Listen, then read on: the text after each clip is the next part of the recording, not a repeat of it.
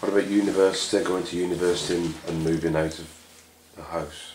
So, about, it was September 1997, and I was going to university, and prior to that anyway, me and my mum had gone to see the different universities, and my mum would sort of give her opinion on them and I'd give my opinion on them. And again, it wasn't, you're not going there, you're going there. It was all very, well, this is what I think, what do you think?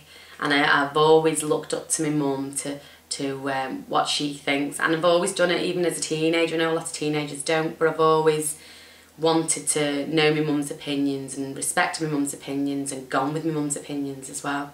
And we both really liked this university that was in Ambleside in the Lake District, and it was called St Martin's, and it was a teacher training college, and the degree was a degree in PE with a qualified teacher status, because I wanted to become a teacher. That was the other thing as well. I wanted to either become a social worker or I wanted to become a teacher. And again, my mum said, oh, I advise you against social work, Rachel. You'll be coming home with a broken nose and a broken arm every week and black eyes, and, you know, go for the teaching option. So I did. I followed in my mum's cousin, my mum's very close cousin, Trisha's footsteps, and Trisha gave me quite a few good hints and tips about teaching and how to be. And I think one of the best ones was be a witch on the first day that you meet them. Don't be nice to any of them, which I'll always remember, Trish.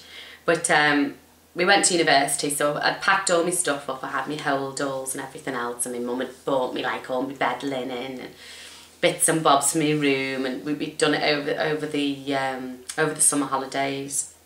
And I think I was working in a factory for our Patsy at the time in the summer holidays leading up to it, so I paid for some bits and bobs, and my mum and dad did, and we had like a list of for outdoor education, you know, of like sort of waterproofs and things like that, and all I was bothered about at the time was waterproof mascara, let alone waterproof pants, you know.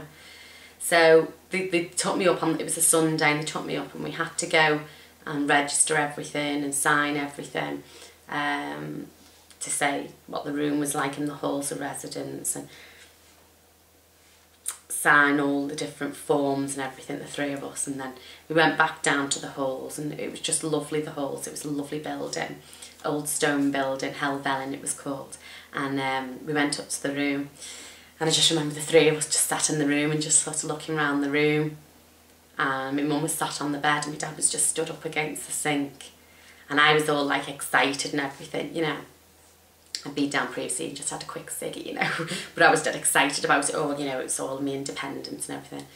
And then we just sort of sat there and then looked at my mum, and she just burst into tears, and she was just like destroyed at the fact that I was moving. And I said, oh Mum, don't worry, you know, I'm going to be back, and don't be worrying about it, I'm not far away, and I'll be fine. And she said she knew that. And then my dad gave me a card, and they'd wrote this lovely message, and I've still got the card to this day, all about, you know, today is the first day of the rest of your life, which is one of my mum's favourite quotes.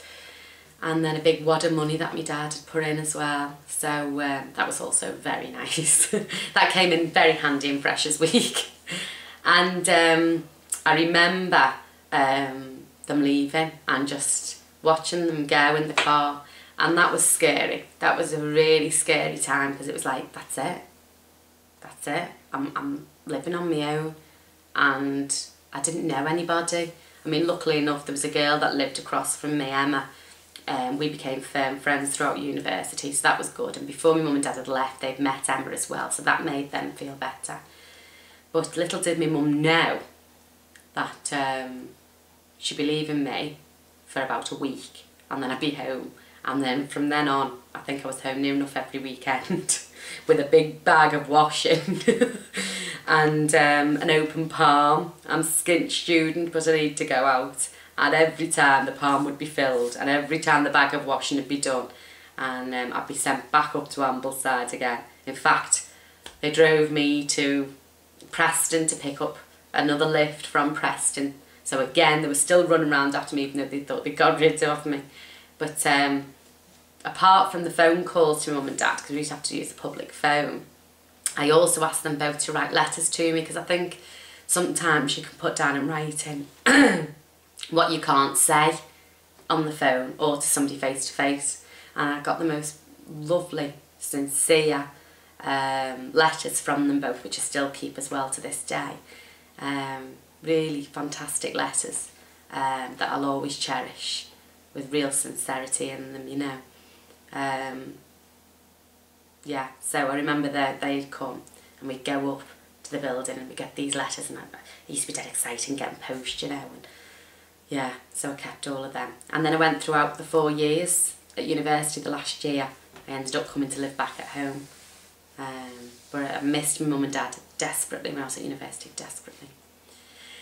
And then a year later at university, I met the man of my dreams, which is my husband Dave. And then he helped with the lifts and the open palms. Didn't help with the washing, mind you, but yeah, he helped me out a lot in those situations. And he'd bring me home, or, you know, so that'd be great as well, so my mum and dad wouldn't have to keep driving me around everywhere. And then came the millennium.